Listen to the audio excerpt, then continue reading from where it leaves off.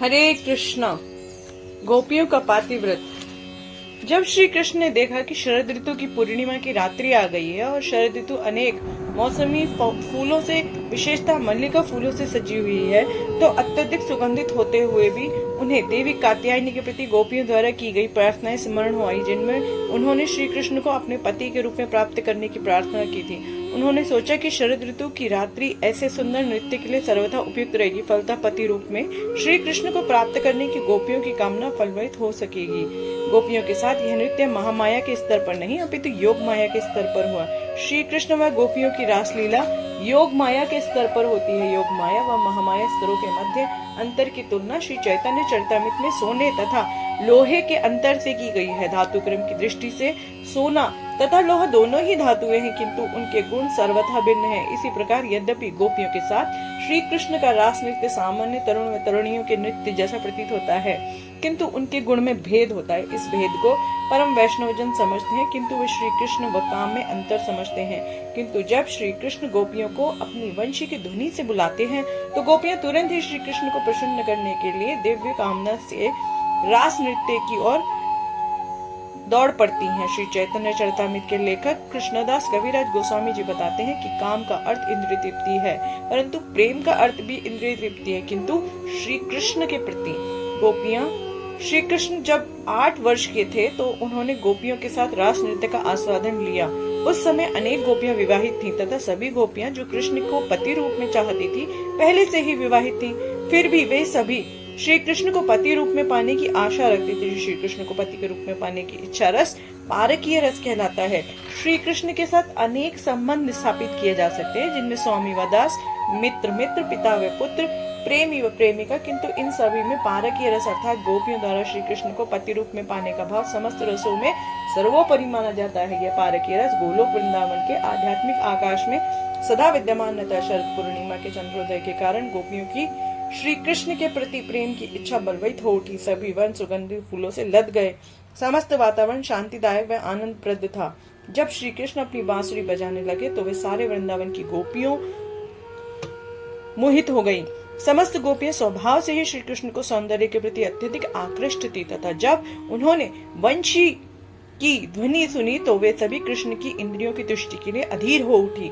वंशी की ध्वनि सुनते ही सबों ने अपने अपने कामकाज बंद कर दिया और उस स्थान की ओर दौड़ चली जहाँ श्री कृष्ण खड़े थे। वे सभी वंशीवट नामक स्थान की ओर लपकी। सभी गोपियां अपनी गृहस्थी के कामकाज जो कि बीच में ही छोड़कर कृष्ण की ओर दौड़ पड़ी। कृष्ण के दर्शन करने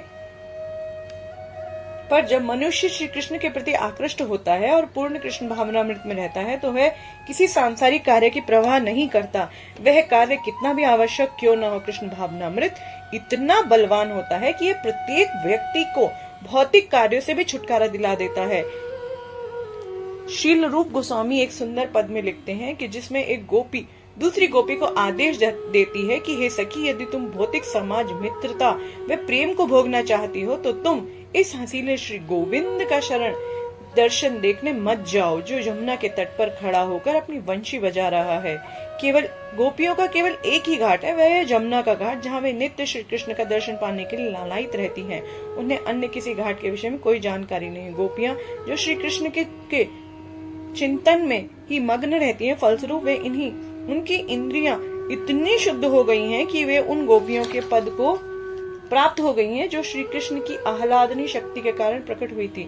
श्रीमद् भगवद गीता के 18वें अध्याय में श्री भगवान का भी कथन है कि जो कोई कृष्ण भावनामृत का उपदेश करता है वह उन्हें परम प्रिय है। उपदेशक को शुद्ध कृष्ण भावनामृत का उपदेश करते समय अनेक कठिनाइयों का सामना करना पड़ता है। कभी कभी शारीरिक प्रहार व कभी मृत्यु का भी सामना करना पड़ता है। वह कभी कभी किसी अच्छे भक्त के अनुचित व्यवहार, भक्ति की रक्षा व अपने व्रत की रक्षा हेतु अपमान का भी विषपान करना पड़ता है। श्री कृष्ण इसे परम तपस्या मानते हैं। वह ऐसा भक्त श्री कृष्ण को परम प्रिय है। जब गोपियां श्री कृष्ण के पास अर्धरात्रि में पहुंची तो कृष्ण ने उन्हें उनके प्रेम की परीक्षा लेने हेतु उन्हें वापस लौट जाने के लिए कहा, परंतु गोपियां का एकमात्र ध्येय श्री कृष्ण की प्राप्ति ही है। गोपियों के हृदय में श्री कृष्ण को पति रूप में पाने की प्रबल इच्छा है, अतः वे अपना पातिव्रत धर्म भी श्री कृष्ण से ही जोड़ चुकी हैं। ऐसी गोपियों की स्थिति व इंद्रियों की पवित्रता की कल्पना करना सरल नहीं है। श्री कृष्ण के निरंतर ध्यान में मग्न रहने व श्री कृष्ण का सानिध्य व स्पर्श पाने के कारण वे गोपियां परम पवित्र हो चुकी हैं। वे अपने देह बंधन से भी मुक्त अवस्था में हैं। गोपियां जब श्री कृष्ण के वेणुनाद से आकृष्ट होकर अर्धरात्रि में अपने घरों को त्याग कर श्री कृष्ण से मिलने पहुंची, तो श्री कृष्ण ने उनकी परीक्षा लेने हेतु उनके पातिव्रत धर्म की परिभाषा को समझाया। परंतु श्री कृष्ण के ऐसे वचन सुनकर गोपियों के नेत्रों में आंसू की धारा बह चली। फिर गोपियों ने कहा, हे कृष्ण, निसंदेह आप भगवान हैं और आप जो चाहे कर सकते हैं, किंतु ऐसी क्रूरता से हमारे साथ व्यवहार न करें। आपको यह शोभा नहीं देता। हम अपना सर्वस्व त्याग कर आपके चरण कमलों में शरण लेने आई हैं। हमें ज्ञात है कि आप पूर्णतः स्वतंत्र हैं और जो चाहे सो कर सकते हैं, किंतु हमारी विनती है कि हमें ठुकराएं नहीं। हम आपकी भक्त हैं। आप समस्त जीवों के परमात्मा हैं और आपके बिना सब कुछ व्यर्थ है। जब आप शरीर को छोड़ते हैं तो वह तुरंत ही मर जाता है। आप पर अपनी श्रद्धा व प्रेम स्थापित करने पर हमें अपने पतियों, मित्रों, पुत्रों या पुत्रियों से बिछड़ने का कोई अवसर नहीं आएगा। यदि कोई स्त्री आपको अपने पति रूप में पाना चाहती है तो वह अपने पति से भी कभी विमुक्त नहीं होगी। आप ही शाश्वत पति, शाश्वत मित्र व शाश्वत स्वामी हैं। जो कोई आपसे संबंध स्थापित करता है वह सदा सुखी रहता है। आप ही एकमात्र भोक्ता, स्वामी तथा मित्र हैं।